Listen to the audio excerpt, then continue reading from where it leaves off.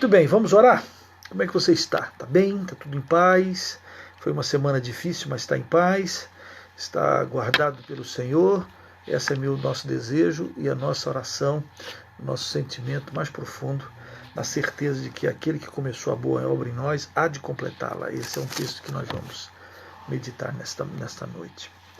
A palavra de Deus é rica e é viva e é poderosa, e ela vai alcançar até os seus propósitos, e ela nunca volta vazia, diz o Senhor, né? Palavra semeada não volta vazia. Que bom. Oremos. Feche seus olhos e ore ao Senhor agora conosco, pedindo que o seu Santo Espírito nos conduza a toda a verdade. Bem-vindo, Eli, bem-vindo. Vamos orar. Feche seus olhos e oremos. Pai Santo, o Senhor aprove reunir-nos aqui em volta da Tua Palavra nesta noite. Poderíamos estar em muitos lugares, aliás, a internet nos providencia essas coisas. Mas nós queremos Te agradecer, porque de uma maneira virtual o Senhor nos une em volta da Tua Palavra, pelo poder do Teu Espírito. E eu quero Te pedir, ó Santo Espírito de Deus, o Senhor que habita e está aqui, que o Senhor, de uma maneira muito forte, muito genuína, possa estar falando a todos os nossos corações, aos corações aqui presentes, para o louvor da Tua glória. E que ao estudar a Tua palavra, ao abrir a Tua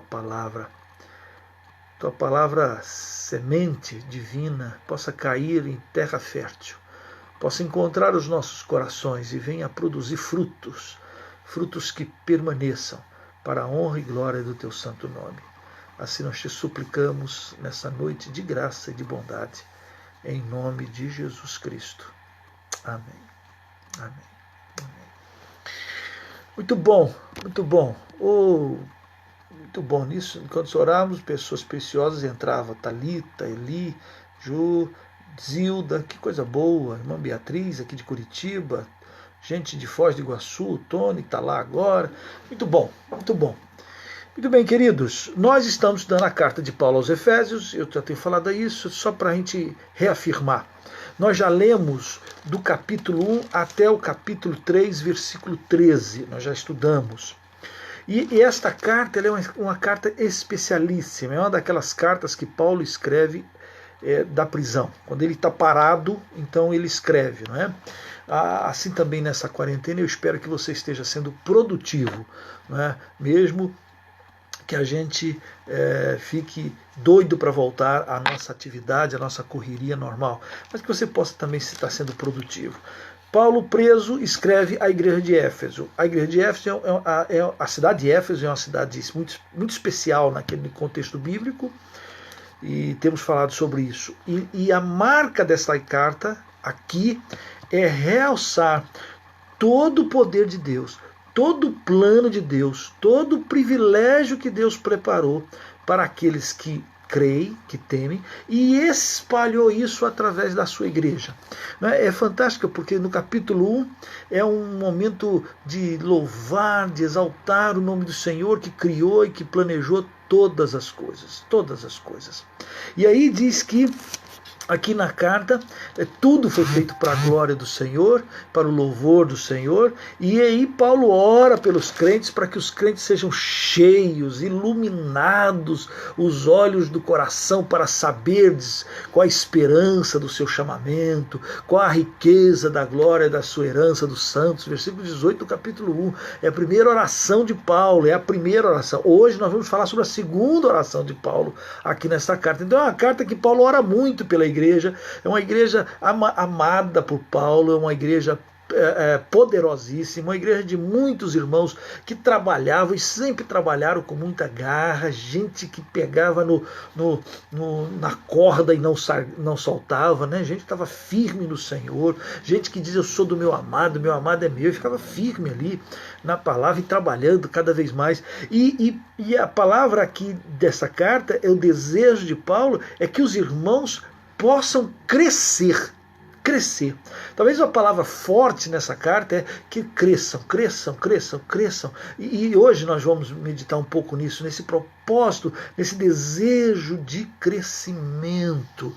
Em outras palavras, a Bíblia chama de que quem aceita Jesus de nascer de novo, um bebezinho, né? Nascer de novo. Qual é o propósito de ser criancinha, de nascer de novo, mesmo marmanjão? Nascer de novo. Opa, então se eu nascer agora eu tenho que começar a caminhar, engatinhar, e eu vou crescendo, daqui um pouquinho eu estou caminhando, daqui um pouquinho eu estou correndo, e pronto, então estou desenvolvendo e eu estou caminhando. Esse é o propósito, eu tenho que crescer. Crescer até que ponto? Até chegarmos à estatura e à plenitude de Cristo. Então nós somos o que somos. É interessante porque a palavra de Deus diz que ele nos arrancou lá do império das trevas, lá do tremedal de lama. Nós estávamos lá no chafurdando, e aí ele nos tira dali. A Bíblia chama de novo nascimento, e agora a gente tem que crescer à semelhança até chegar à plenitude de Cristo. Esse é o nosso propósito. O homem perdeu a sua identidade, e agora precisa ser resgatado. E só tem um jeito de resgatar, é em Cristo Jesus, conversão, crer nele, confiar nele. Depois disso, crescer nele, andar nele, edificar nele, para que possamos desenvolver. Até quando? Até chegarmos à plenitude de Cristo. Uau! Esse é o propósito de Deus para a sua vida e para a minha vida. Por que estudamos a palavra? Ora bolas, porque a palavra é pão. Porque a palavra de Deus é verbo, porque a palavra de Deus é alimento, porque a palavra de Deus é espada, porque a palavra de Deus é que nos sustenta, e é a palavra de Deus que nos traz à memória aquilo que devemos ser, e aquilo que devemos fazer, e como devemos fazer, e como devemos crescer. Interessante que aqui, até o capítulo 3, até o final, mas Paulo vai estar falando muito sobre a igreja, que coisa fantástica, várias vezes. Por exemplo, vai dizer que Jesus Cristo está assentado à destra de Deus Pai, acima de todo principado e todo potestade. Capítulo 1, versículo de número 21. Acima de todo principado e potestade, poder e domínio, e todo nome que se possa referir, não só no presente século, mas também no vindouro, e pôs todas as coisas debaixo de seus pés. Esta é a posição de Cristo. Mas a grandeza dessas coisas, do fato de Cristo, sim. Ok, Cristo venceu, Cristo é o Senhor, Cristo é o Rei. Tá, isso é verdade. Só que aqui Paulo diz que esse poder ele deu à igreja. Versículo 22, do capítulo 1. E pôs todas as coisas debaixo dos pés, e para ser o cabeça sobre todas as coisas, o deu à igreja. Uau!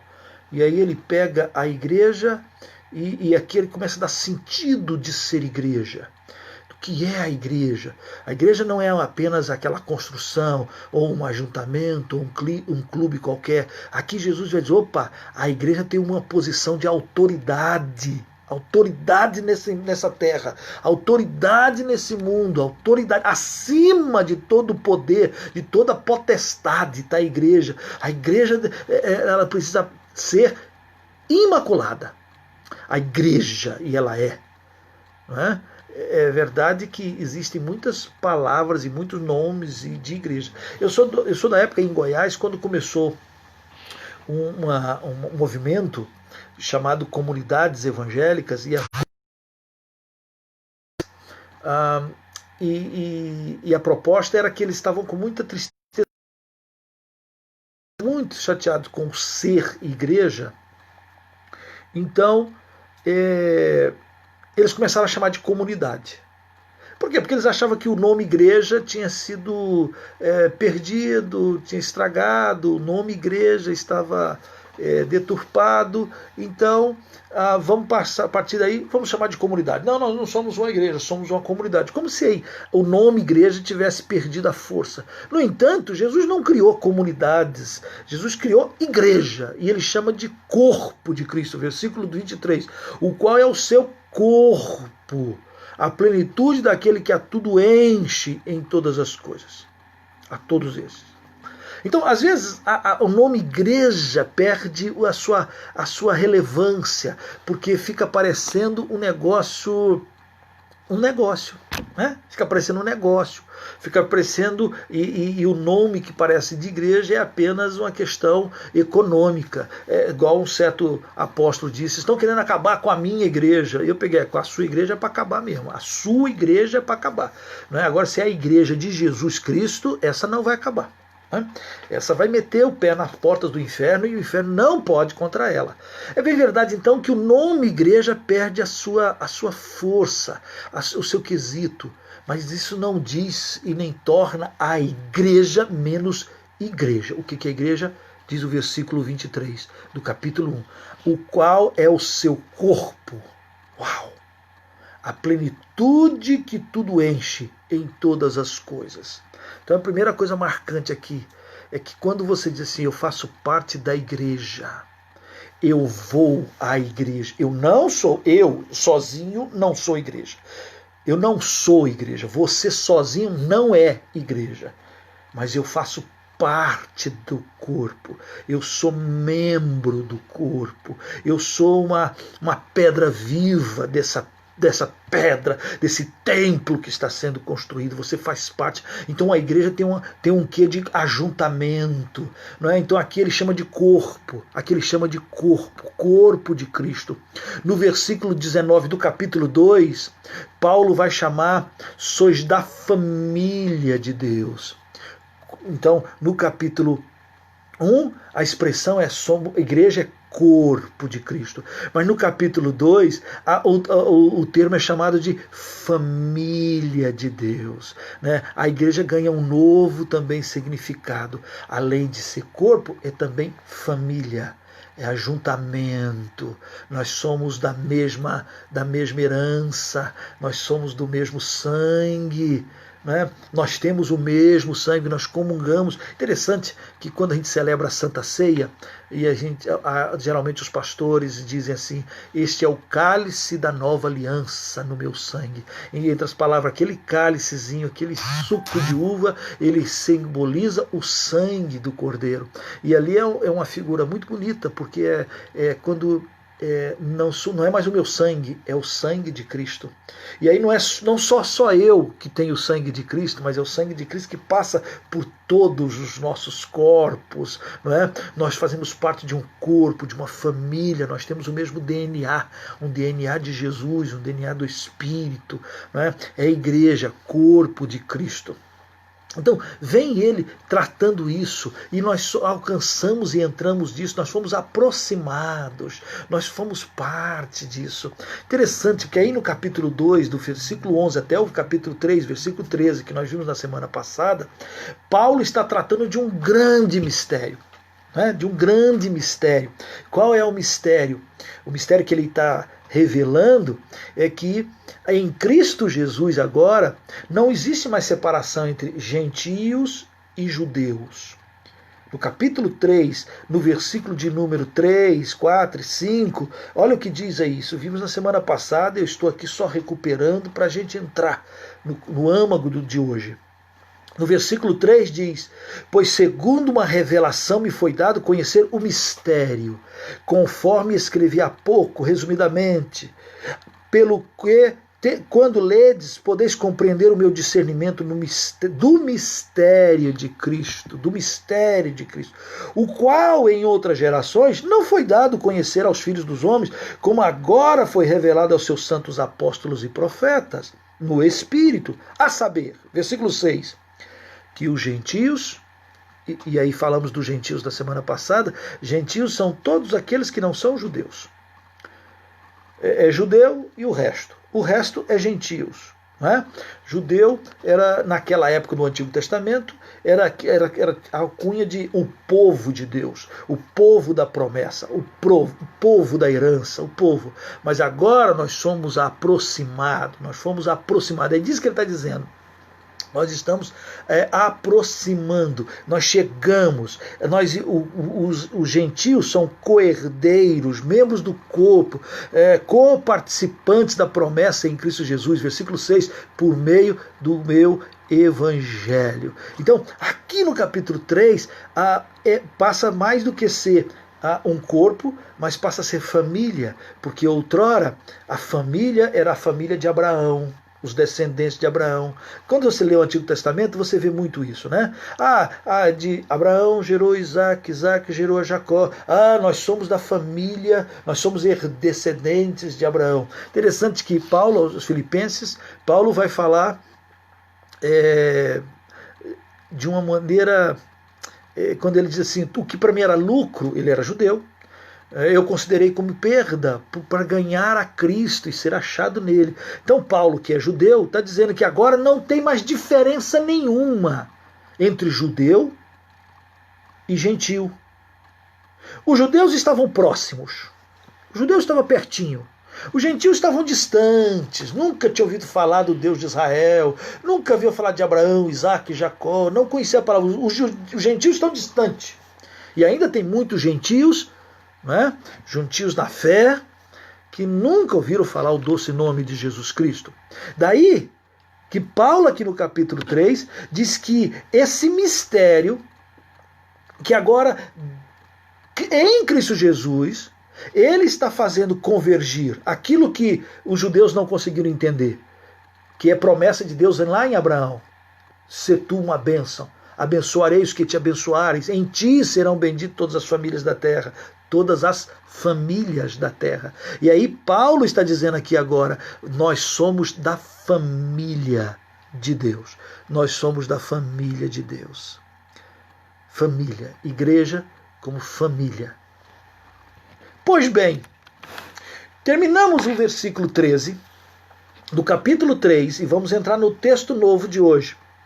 Porque é como se Paulo tivesse assim, exaurido ao revelar o mistério. É como se Paulo tivesse assim, gente, isso é um mistério, algo que nunca ninguém tinha percebido, algo que na antiguidade não tinha visto, que agora Deus está de novo reconstruindo não só um povo, no sentido um povo específico, um povo judeu, não, ele está reconstruindo a humanidade, toda a humanidade que se perdeu. Ele está cumprindo toda a humanidade, toda a promessa feita lá em Abraão. Por isso que hoje a gente pode dizer que nós somos filhos de Abraão. Nós somos filhos da promessa. Que as bênçãos de Abraão caem sobre nós, porque somos família, somos igreja. Nós somos da família de Deus. Nós somos da promessa. E aí, olha por favor o versículo 14 do capítulo 3, que é o texto de hoje à noite, desse momento. Por esta causa, me ponho de joelho diante do Pai. Por esta causa o quê? Ora, por esse mistério revelado. Isto é, pelo fato de agora nós estamos juntos, nós somos um só, e nós temos a igreja como multiforme sabedoria de Deus, que tudo isso possa ser conhecido. A igreja agora é família, mas ela também é boca, ela é compartilhadora da verdade. Olha, por favor, o versículo 10 do capítulo 3. Para que pela igreja, por meio da igreja, a multiforme sabedoria de Deus se torne conhecida agora dos principados e potestades, dos poderes, nos lugares celestiais, segundo o eterno propósito que estabeleceu em Cristo Jesus, nosso Senhor. Então nós temos ousadia. Então a igreja tem agora uma tarefa como família de ser porta-voz. Através dela é para a igreja manifestar isso. Por causa disso, por causa dessa imensa tarefa, por causa dessa imensa bênção, por causa desse mistério revelado, que o judeu não é melhor do que eu, você ou do que qualquer outro, agora não, nós estamos em Cristo Jesus, a oportunidade de todos, judeus e gentios, nós nos juntamos em Cristo Jesus, somos uma família, um só povo. E aí Paulo ora, versículo 14, por esta causa me ponho de joelhos diante do Pai. É a segunda oração de Paulo aqui na carta dos Efésios. Por esta razão me ponho de joelho. Preste bem atenção nesta oração, porque esta oração é para você, é para mim, é para todo aquele que crê, é para alcançar você. E essa é uma oração bonita. Tem gente que fala assim, pastor, eu não sei orar.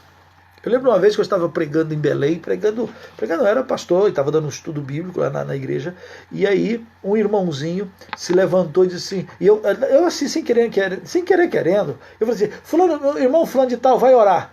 Aí ele já idoso na igreja, ele levantou apavorado e fez assim com a mão, fez assim com o dedinho, e falou assim, eu não sei orar. Eu não sei orar. Bom, tem muita gente que não sabe orar. Os discípulos mesmo também não sabiam e perguntaram para Jesus, Senhor, ensina-nos a orar. Aí Jesus ensina lá o Pai Nosso. Não é? É um ensinamento. É uma maneira de você aprender como e o que eu devo falar.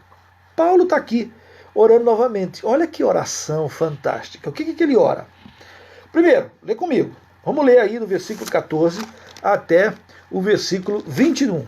Diz assim, por esta causa me põe de joelhos diante do Pai, de quem toma o nome toda família, tanto no céu como sobre a terra, para que, segundo a riqueza da sua glória, vos conceda que sejais fortalecidos com poder, mediante o seu espírito no homem interior. E assim habite Cristo no vosso coração pela fé, estando vós arraigados e alicerçados em amor. Versículo 18. A fim de poderdes compreender com todos os santos qual a largura e o comprimento e a altura e a profundidade, e conhecer o amor de Cristo que excede todo entendimento, para que sejais tomados de toda a plenitude de Deus. Ora, aquele que é poderoso para fazer infinitamente mais do que tudo quanto pedimos ou pensamos, conforme o seu poder que opera em nós, a ele seja a glória na igreja, em Cristo Jesus, por todas as gerações, para todos sempre. Amém. Gente, olha a oração. Olha que oração que ele está desejando para a igreja de Éfeso, para os irmãos, mas está desejando para você e para mim. Porque essa oração aqui, ela ecoa pela eternidade. Essa oração é uma oração em que Paulo expressa o seu mais profundo desejo para o corpo. E mais do que isso, aí você pensa assim, nossa, que pedido eu devo fazer? Né? Como é que eu devo orar? O que eu podia pedir para mim ou para os meus irmãos? Como é que eu devia orar? Preste atenção o que Paulo pede, como é que ele trata e como é que ele vai fazendo algo ligando a outro. E qual é o propósito? Que nós possamos crescer. Crescer em quê? No conhecimento de Jesus Cristo. A coisa que mais nós estamos precisando é, de fato, conhecer a Cristo e ser achado nele. Não é? De estar nele e viver nele e sentir ele e ter o perfume dele e ser a luz que ele é, que a luz dele brilhe em nós. Nós precisamos conhecê-lo, conhecer como ele pensa, como é que ele sente, como é que dói. Quando ele olha para a humanidade, como é que Jesus está sentindo? Como é que Jesus está sentindo nesse período? Como é que Jesus está sentindo ao olhar o teu vizinho, a tua pessoa, a tua casa? Como é que ele está vendo isso? E nós precisamos conhecer a Jesus. Preste bem atenção, não é de ouvir falar. Lembra de Jó. Jó no finalzinho, quando Deus, em Cristo, restaura Jó, Jó tem aquela frase maravilhosa. A frase de Jó é: eu te conhecia de ouvir falar. Eu te conhecia de ouvir. Alguém falava alguma coisa do Senhor e eu conheci de ouvir falar.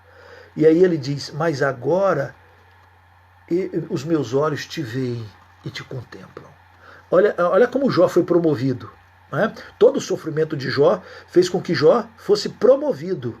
Promovido em quê? No conhecimento de nosso Senhor Jesus Cristo. No conhecimento de nosso Senhor Jesus Cristo. E aí eu queria que você voltasse comigo ao texto, para você ir devagarzinho anotando e reafirmando e fortalecendo o seu coração. olha o que Paulo começa a falar. Olha primeiro o que Paulo começa a falar. Você está ouvindo e está compartilhando? Pode ir compartilhando, porque as pessoas vão ouvir a palavra de Deus, vai espalhando a palavra de Deus. Não é? Então olha só, veja comigo, de novo, versículo 15. Versículo 15 diz lá: olha, eu me coloco de joelho diante do Pai. Toda oração é diante do Pai. Eu falo com o Pai. Eu falo com meu Pai que estás nos céus. E eu falo com meu Pai em nome do Senhor Jesus.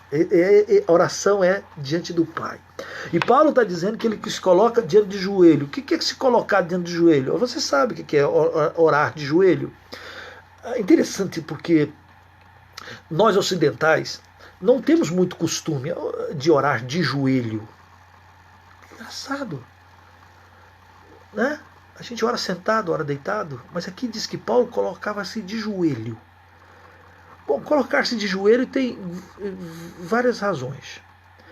Ajoelhar sempre foi símbolo de reconhecimento que o outro é superior, que o outro está acima. É uma atitude de humildade, é uma atitude de quebrantamento, é uma atitude de dizer: ah, Senhor, né? Tu és meu dono. Então Paulo está dizendo que ele se colocava de joelho diante do Pai. Esse é o sentido de prostração, de entrega. Uma pessoa ajoelhada, a reação dela não dá reação, não tem até se levantar, até não foi. Então, o joelhar-se significa: o Senhor, tu és o Senhor, tu és o Rei. E Paulo está dizendo: eu me coloco diante de joelho. Quem é esse Pai? É o Pai que é o dono da família. Olha lá, de quem toma o nome toda a família. Notem que eu falei que a igreja é chamada agora de família de Deus. Família de quem? De Deus. Então eu me coloco diante do joelho do Pai da igreja, do Pai da família, do meu Pai. Interessante. Paulo é aquele que escreve Abba Pai. E algumas pessoas com esse negócio de Abba Pai começaram a ter uma intimidade tão boa com o Pai que esquece que Ele é o Senhor. Ele é o Rei. E Ele está vendo o íntimo do nosso coração. Mas joelhar também tem a ideia de urgência, não é? Às vezes quando a gente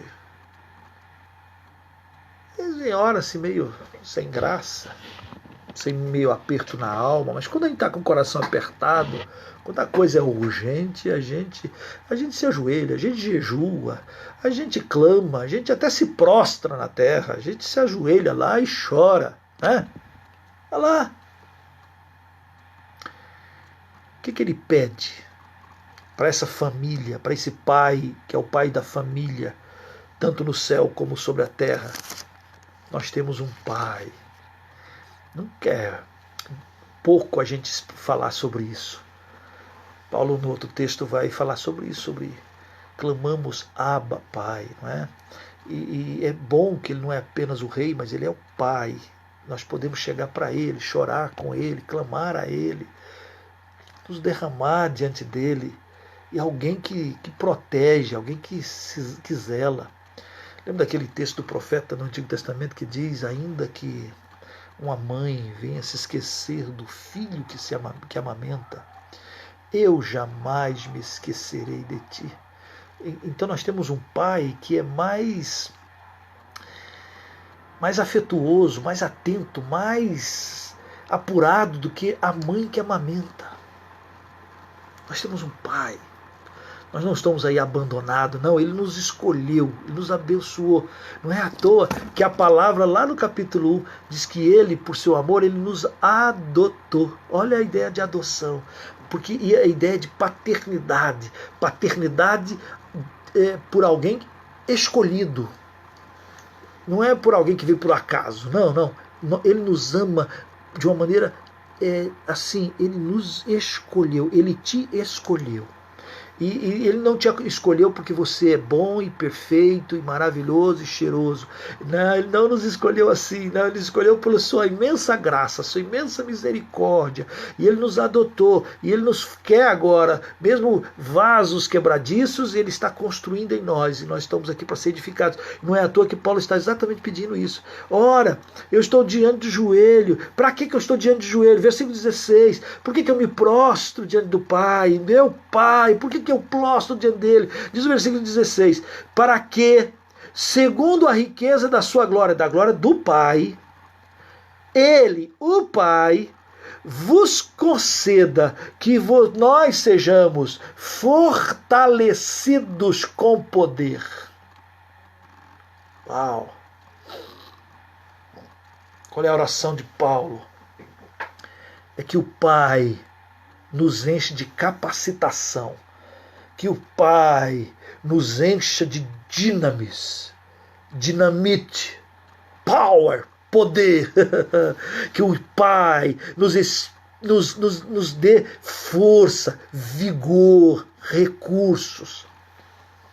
Os jovens correm e cansam, mas os que esperam no Senhor renovam as suas forças. Não é? Então Paulo está pedindo que a gente seja cheio de força, de poder. Poder para viver, poder para cantar, poder para fazer a obra de Deus, poder para estar aqui firme, poder para não esmorecer, poder para não desanimar, poder para aguentar o tranco, poder para ter paz, poder para continuar, poder, 1.000 cai do lado, 10.000 cai do outro, mas poder para ficar junto, firme ali. Eu sou do meu amado e o meu amado é meu.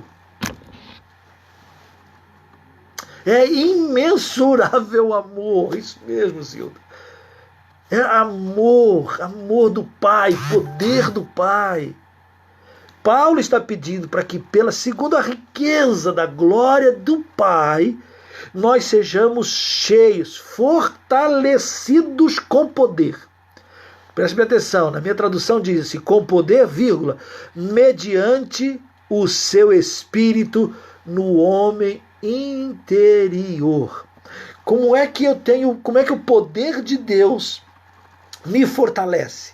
Como é que o poder de Deus me enche? Como é que o poder de Deus me fortalece? Aí ele diz, por meio do Espírito Santo.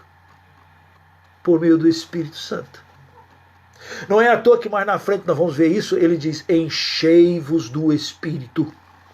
Não é à toa que lá em Atos capítulo 1, versículo 8, a promessa do Pai que alcançou você é: recebereis o poder ao descer sobre vós o Espírito Santo e sereis minhas testemunhas, tanto em Jerusalém. Poder, força, capacidade para ser testemunha, capacidade para não se envergonhar.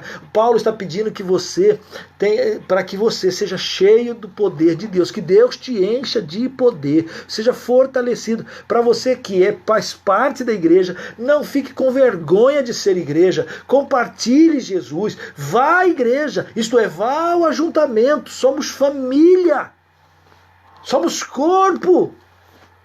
Não te envergonhes do ser corpo de Jesus, família de Deus Pai.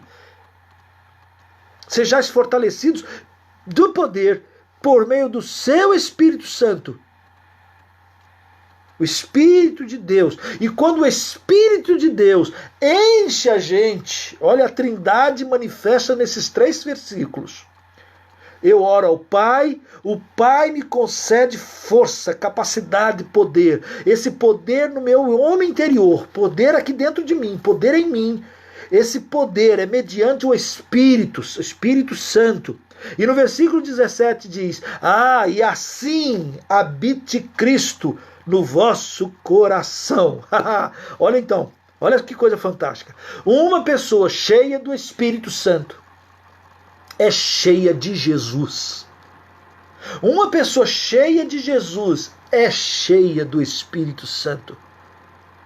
Uma pessoa que é fortalecida por Deus Pai é fortalecido por causa do Espírito Santo. Ele é o meio. E quando nós somos fortalecidos, nós somos cheios do Espírito, nós somos cheios de Jesus. Simplesmente totalmente, são todas as coisas. Não é à toa que Jesus, em João 17, diz assim: Pai, que eles sejam um, como um em nós, como eu sou em ti e tu em mim. Que eles sejam um. Né? É fazer parte dessa bênção da Trindade celestial. É a Trindade habitando em nós. Nós somos. Paulo está orando por isso, para que nós sejamos fortalecidos pelo poder, segundo a riqueza dele. Falta riqueza nele, falta poder nele, falta alguma coisa em Deus. Ele é abundante, ele é abundante. E como é que Cristo vai habitar profundamente em mim? Pelo meio do Espírito Santo de Deus, que nos concedeu. Ele é o penhor da nossa herança, ele é o selo. Não dá para alguém dizer: sou cheio do Espírito Santo, e não ser cheio de Cristo. E preste bem atenção no versículo 17. E assim habite, more, esteja, estabeleça Cristo no vosso coração, pela fé. Pela fé.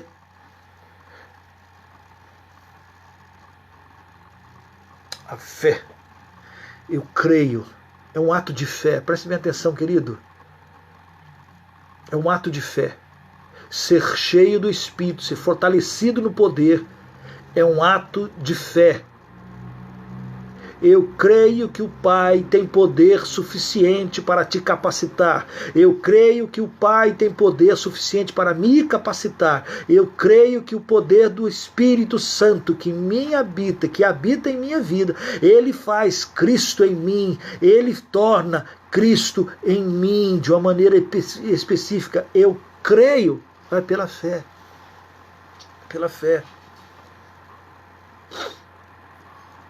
Sem fé é impossível agradar a Deus. Pela fé. Interessante que agora Paulo usa duas figuras de linguagem, duas metáforas.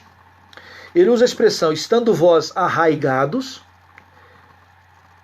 que tem a ver com raiz, tem a ver com terra, tem a ver com planta, tem a ver com árvore, arraigados, enraizados. Enraizados. E a outra figura é alicerçados. Interessante. Ele usa duas figuras de linguagem para que a ideia fique bem solidificada. Então ele diz assim, primeiro que vocês estejam alicerçados e arraigados em amor. Então ele usa duas figuras para afirmar a necessidade do amor, do ágape de Deus. Né, de ser como o Senhor. Estando vós arraigados, raízes. A Bíblia diz que o homem é como aquele que lança suas raízes profundas. E quanto mais profundas estão as suas raízes, mais a árvore ela é inabalável. Não é? Quanto mais profundas são as raízes, mais a árvore está inabalável. E mais ainda, quanto mais profundas são as raízes, mais profundamente ela busca suas águas. Então, se as raízes estão profundas, mesmo que em volta não tenha água, mesmo que mesmo que não chova, mesmo que pareça seco, ela ainda está lá, enraizada.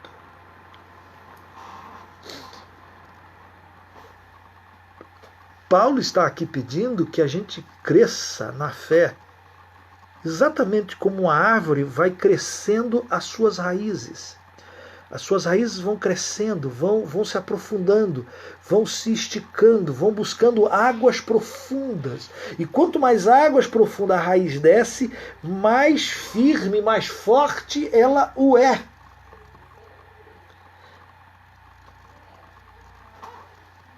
Inabalável.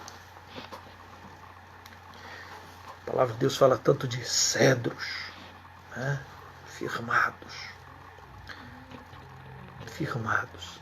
enraizados, arraigados. Arraigados em quê? Diz o texto. No amor. alicerçados em amor. É outra figura, a ideia de construção. Vai sendo edificados, construídos. E aí é no alicerce. Quando você tem uma casa que tem um bom alicerce, uma boa estrutura, você pode aguentar rojões, né? Você aguenta as dificuldades. Jesus fala isso em Mateus, não é? Já falei esse texto, mas lá em Mateus capítulo 7 de Mateus, ele diz: quem ouve as minhas palavras e as pratica é considerado homem prudente, homem sábio. Não é isso? Você já conhece bem o texto. Você pode ir lá, como eu estou indo, procurar o texto. Está lá, Mateus capítulo 7. Ele diz lá,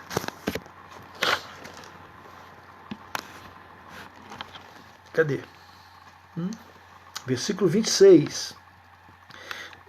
Versículo 24. Todo aquele, pois, que ouve estas minhas palavras e as pratica, será comparado a um homem prudente que edificou a sua casa sobre a rocha.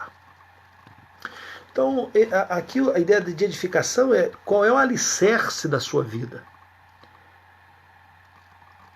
Aqui Paulo está dizendo que o alicerce é o amor. Bom, você sabe que Deus é o amor, que Deus é amor, que o alicerce é Jesus, que ninguém tem maior amor do que este, dar a sua vida em favor dos seus amigos.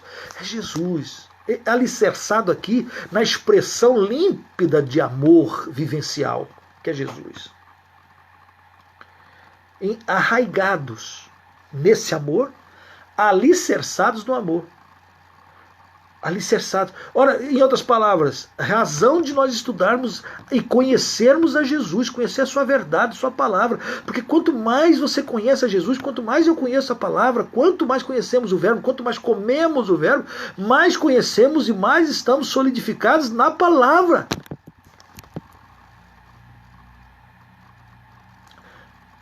Edificados. Quem constrói a sua casa na rocha pode vir em tempestade, transbordar rios, soprar ventos, tudo quanto é coisa pode cair sobre ela, mas ela vai ficar firme, porque ela está alicerçada na rocha, na rocha. Não é religiosidade, não é religiosidade, é vida, é conhecimento, é intimidade, é caminhar com Jesus. Por isso que é relacionamento, por isso que Paulo está aqui orando dessa forma. Olha só como é que ele diz aí: arraigados e alicerçados em amor, versículo 18, com qualquer propósito, a fim de poderdes compreender, e grife aí na sua Bíblia, com todos os santos. Interessante, isso aqui não é um caminho isolado, isso aqui não é um trabalho de eremita, isso aqui assim, eu não vou poder compreender indo para um lugar isolado, eu vou lá para o meu, não tenho um relacionamento com ninguém, eu não tenho contatos, eu não me aperto com ninguém, não é um negócio de um conhecimento apenas de uma busca minha, né? Não é budista, no sentido de eu vou ter vou para o Nirvana, eu vou ter um ascese aqui, sou euzinho, eu estou... Não, aqui não é. O conhecimento de Deus não vem para uma busca solitária. Aqui diz que a fim de podermos compreender, vírgula, com todos os santos, com todos, corpo de Cristo. Eu preciso da minha família, eu preciso do corpo, eu preciso da igreja, para eu compreender muito mais acerca de meu Deus, porque eu preciso estar alicerçado no amor que é meu Deus, eu preciso estar arraigados em Cristo Jesus pela fé, eu preciso estar cheio, fortalecido nisso, e eu preciso ser fortalecido nesse Espírito para que eu consiga continuar a buscá-lo. Diz o versículo 18, a fim de poderes compreender com todos os santos qual é a largura, qual é o comprimento, qual é a largura, que está difícil de eu abrir os braços, qual é o comprimento, qual é a altura, qual é a profundidade, e conhecer o amor de Cristo. Eu preciso estar arraigados e alicerçados no amor de Cristo. E eu preciso compreender o amor de Cristo. É esse exercício de crescimento espiritual que a igreja deve nos proporcionar. O ser igreja, o ser família, o ser corpo, relacionamento. Prestem bem atenção, um comentarista falou que esse compreender a largura, o comprimento, a altura e a profundidade é como se Paulo estivesse... Dá o símbolo da cruz, né? Altura, profundidade, largura e comprimento. Pega todo mundo, abraça todo mundo, pega, o comprimento vai desde o princípio até o final, alcança a todos, alcança Paulo lá nos primeiro século da era cristã, e alcança você e a mim. E não só a mim e a você, mas alcança a geração futura, os nossos filhos. O amor dele alcança todos. O amor dele vai ao profundo do lamaçal do pecado onde você e eu vivíamos. O amor de Deus ele desce lá. O amor de Deus desce ao cara mais perverso, mais perdido. Pode ser quem for. O amor de Deus ele vai buscar, ele pode buscar.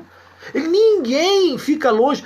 Eu fui pastor, eu dei muito trabalho para minha mãe, para meu pai, eu era isso, eu aprontei, eu fiz isso, eu fiz aquilo outro. Eu lembro de uma vez eu estava projetando numa sala de escola, falando sobre aborto, e eu estava projetando alguns filmes, algumas imagens, e tinha uma gravação, e numa das cenas do filme era grave, porque falava sobre a questão de aborto, do bebezinho, enfim, é um negócio muito ruim.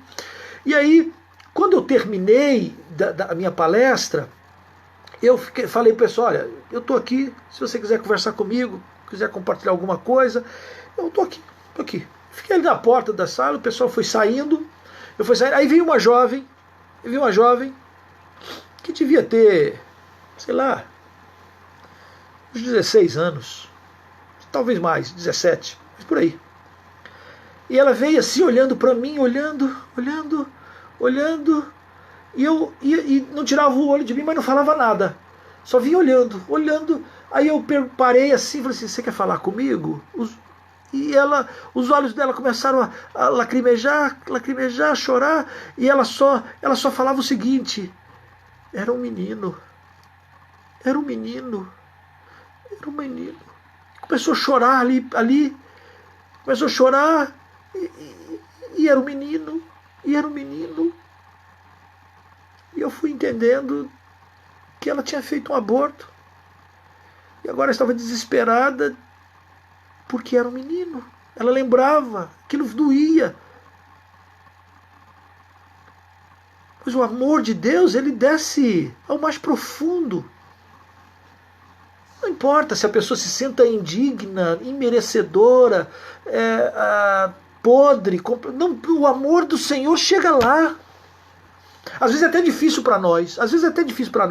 Porque a gente fica assim, né? O quê? Fulano de tal, aquele canalha, aquele safado, aquele isso, aquele outro, aquele fez isso. A gente tem uma lista de coisas ruins de certas pessoas. Aí de repente a pessoa diz, mas aquela pessoa aceitou Jesus. Ele aceitou Jesus? O quê? Jesus perdoou os pecados dele então? E ele vai morar no céu? E Jesus... Às vezes a gente quase não consegue aceitar que o amor de Jesus busca a qualquer um. Por mais que você ache que algumas pessoas cometeram mais pecados, mais perversos do que você e eu. O amor de Deus, ele é profundo. Paulo está dizendo, é para conhecer. Como é que eu posso conhecer só a partir da minha vida? Não dá. Aí eu dou glória a Deus quando eu chego na igreja e eu falo assim, irmãos, tem alguém aí para dar um testemunho? Tem alguém que pode contar um testemunho? Como foi a sua conversão? Como é que você entregou sua vida para Jesus? E aí a pessoa conta um testemunho. de como foi que ele encontrou com Jesus, completamente diferente do meu. Completamente diferente.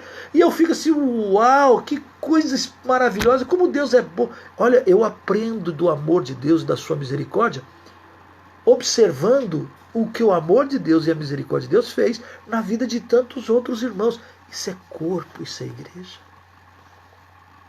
Isso é igreja. A minha fé vai sendo aumentada, porque pessoas vão ouvindo orações, vão atendendo, vão sendo abençoadas. E vão dando testemunho de que Deus cuida, de que Deus zela. O amor de Deus. Olha o que é que Paulo está pedindo, gente. Ele está.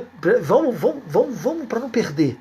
Paulo está de joelho diante do papai, pedindo que o Pai nos fortaleça mediante o poder do Espírito Santo, para que nós sejamos cheios do seu poder. E ao ser cheio do seu poder, Cristo está habitando ricamente em nós. E quanto mais Cristo habita em nós, nós estamos sendo arraigados, alicerçados, e quanto mais somos arraigados e alicerçados nele, no amor, nós vamos compreendendo com todos os santos, com toda a igreja, com todos os irmãos, num relacionamento de comunidade, e aí sim nós vamos compreendendo o amor na sua largura, no seu comprimento, que alcança todos os séculos futuros, passados, presentes, todas as eras, e que alcança o mais podre de todo o ser humano e o transporta para o lugar mais profundo da eternidade, junto com o Pai.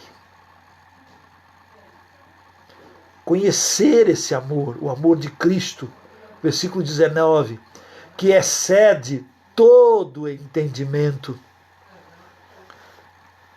O amor de Jesus excede, eu não consigo entender, eu não consigo compreender como é que ele faz isso, mas ele faz.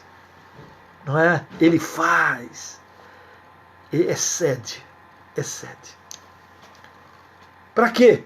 Versículo 19 diz: para que sejais tomados de toda plenitude de Deus. Uau!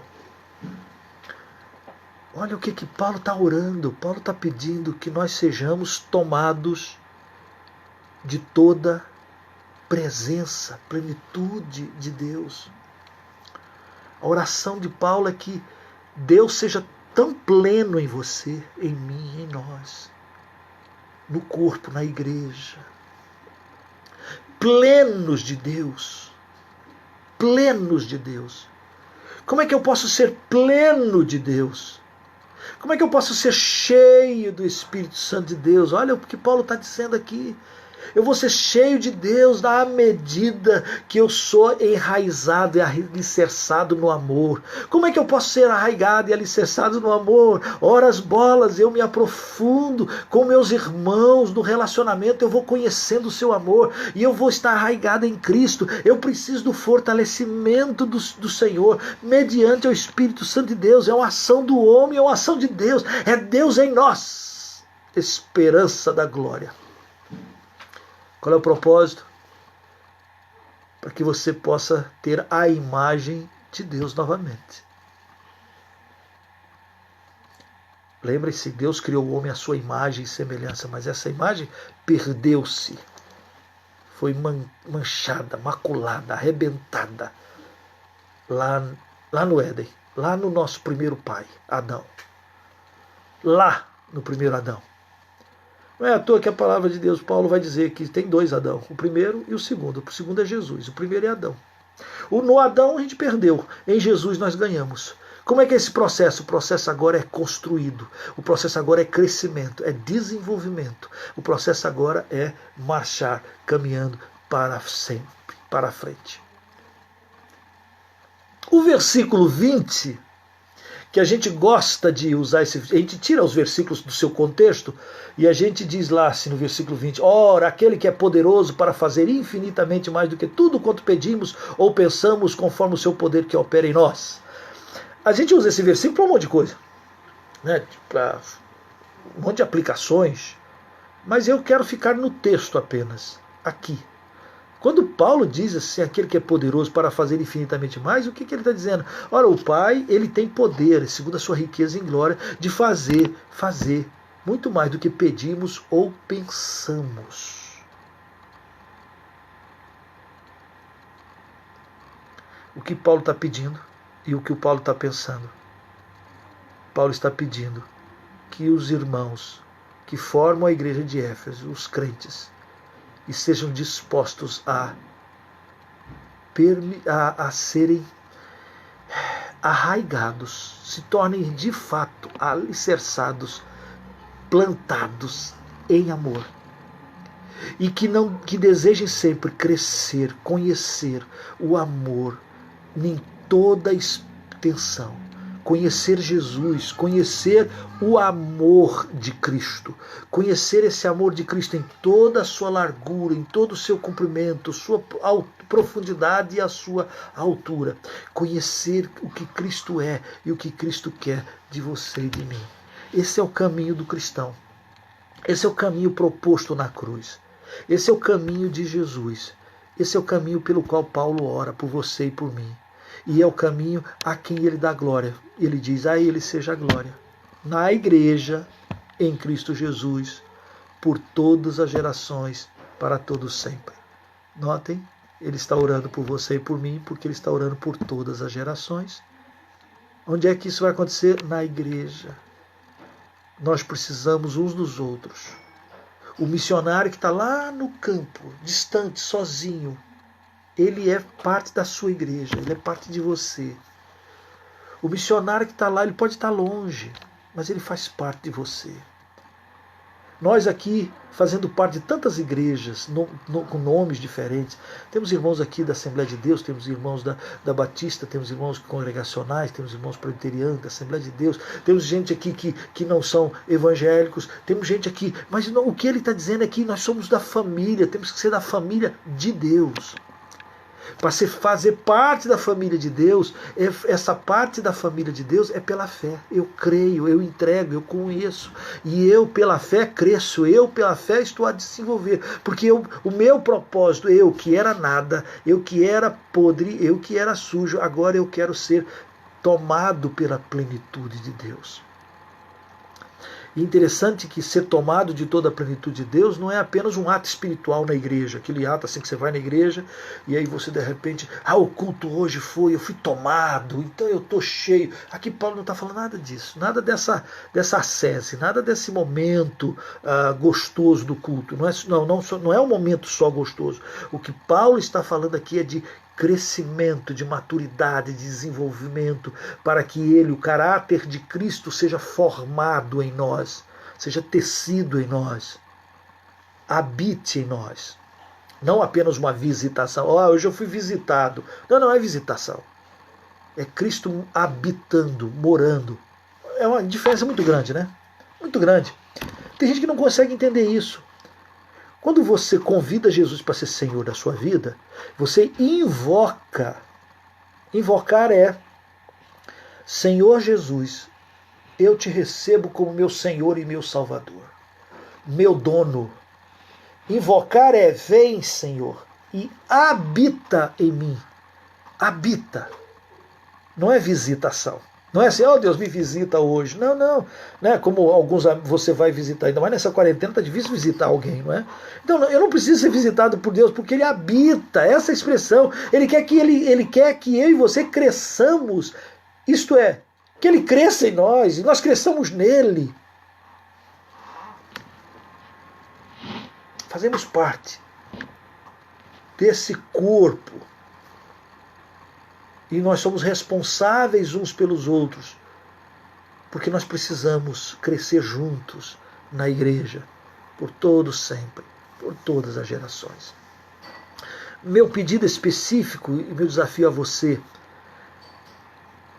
é que se você está se sentindo para baixo, desanimado, sem vigor, achando que Deus se esqueceu de você, que o amor dele não te alcança, querido, Ele quer que você o conheça profundamente, que você o ame profundamente, que você deixe o Senhor desenvolver em você e que de tal maneira você vai cada vez mais crescendo nele, firmados, alicerçados, construídos, edificados ali nele. A oração de Paulo é a mesma oração nossa aqui nesta noite. A minha oração é que Deus, segundo a sua riqueza e glória, te fortaleça por meio do Espírito Santo de Deus. E assim habite Cristo no seu coração. E Ele habitando em seu coração, você se enraiza e você edifica, e você vai sendo construído e vai crescendo nele. Isto é, e quanto mais você constrói nele, mais você se aprofunda nele. Mais você se aprofunda nele. É um crescimento para cima e para baixo, compreende? Não é apenas um prédio para aparecer, é prédio de alicerce para baixo, né? Quanto mais para cima, mais para baixo. Você vai se aprofundando nele e vai dizendo: eu quero viver, eu quero conhecer a sua palavra, eu quero que ele enche meu coração da sua doce presença. Quero orar com você. Feche seus olhos e eu quero pedir repetidamente que o Senhor tire de você nesta noite todo medo, toda dor, talvez toda tristeza, ou todo distanciamento que talvez você pense que está de Cristo. Deus não está longe de você. Então, Deus não está longe de você, Deus está bem próximo aí. Está aí do teu lado. Feche seus olhos. E com os olhos da fé, perceba que Ele te ama profundamente. E Ele quer que você cresça nele, para estar firmado na sua promessa. Pai Santo, cumpra a oração de Paulo também a favor de nós. Santo Pai, oh Deus, visita cada família, cada casa, cada um que está conosco nesse momento. Visita, Senhor, e fortalece o teu povo. Fortalece a tua igreja, vivifica a tua igreja. Vivifica cada membro, cada corpo agora, cada ouvido, cada um que está nos ouvir. Seja fortalecido no teu poder. Cada um que está se sentindo distante, vem com o teu Espírito agora e toca no homem interior. Revela, Senhor, enxuga as lágrimas e toca segundo a tua graça. Nós clamamos nesta noite, clamamos nesta live, na certeza de que tu és a vida, tu és o Senhor. Estende a tua mão agora e arranca e joga por terra toda tristeza, todo medo, toda insegurança e coloquem nos seus lábios um hino de louvor, de exaltação. Para a honra e glória do teu santo nome clamamos. Ó Deus, que o teu nome seja honrado e glorificado e que nós tenhamos força e coragem para pregar o teu evangelho, mesmo quando somos proibidos de pregar. Que nós possamos viver o ser igreja, mesmo quando nós estamos sendo proibidos de nos ajuntar, mas que nós estejamos cada vez mais juntos uns dos outros para o louvor da tua glória. Assim nós clamamos, Pai, em nome de Jesus Cristo. Em nome de Jesus. Amém. Amém. Amém. Que Deus te abençoe. Que Deus enche o teu coração. Que Deus te fortaleça. Que Deus te dê força para continuar a viver na certeza de que Ele está conosco, está contigo. Para a glória de Jesus Cristo. Amém? Esse estudo, essa palavra vai estar também no YouTube. Daqui um pouquinho eu vou colocar ele lá na nossa página. Se você quiser, você pode depois entrar lá no YouTube e até se inscrever, vai ajudar a divulgar a palavra de Deus. Se esta palavra falou ao teu coração, você pode depois entrar no particular e conversar conosco. Nós estamos juntos para orar de uma maneira muito especial. E você pode também compartilhar esta palavra para que outras pessoas alcancem, né? A gente não tem ideia até onde vai. Toda semana eu fico impressionado com um monte de pessoas que visualizam. Então nós temos expectativa de que esta palavra vá voando e o mesmo Espírito do Senhor vá enchendo o coração para a gente estar fortalecido nessa palavra. Quero te convidar para estar conosco novamente na quarta-feira que vem, às 19h30, para continuarmos a estudar a carta de Paulo aos Efésios e que o Senhor te encha de vida e de vigor. Amanhã à noite, às 10 horas da noite, no Instagram, a gente tem um momento que a gente chama de Papo de Missões. A gente bate papo, conversa, fala sobre aqui o sul do Brasil, conversamos com alguns irmãos, pastores, missionários, irmãs, compartilhamos, pedimos oração, oramos uns pelos outros. Então, eu queria convidar você para estar conosco no Instagram. Entra lá no meu Instagram e a gente vai batendo um papo lá e participar. Se você quiser entrar e conversar comigo, dá para entrar e a gente conversa, tá bom? Deus abençoe, uma boa noite. Ore por nós aqui em Colombo, tá um friozinho agradável, e que oremos uns pelos outros. Deus te abençoe, fique na paz do Senhor. Um monte aí de coraçãozinho subindo, um monte de ok, amém, amém, que Deus abençoe o missionário Eli, abençoe Hélio, Deus te abençoe, um abração mesmo, todos aqueles que estão conosco e estão compartilhando essa live. Deus te abençoe.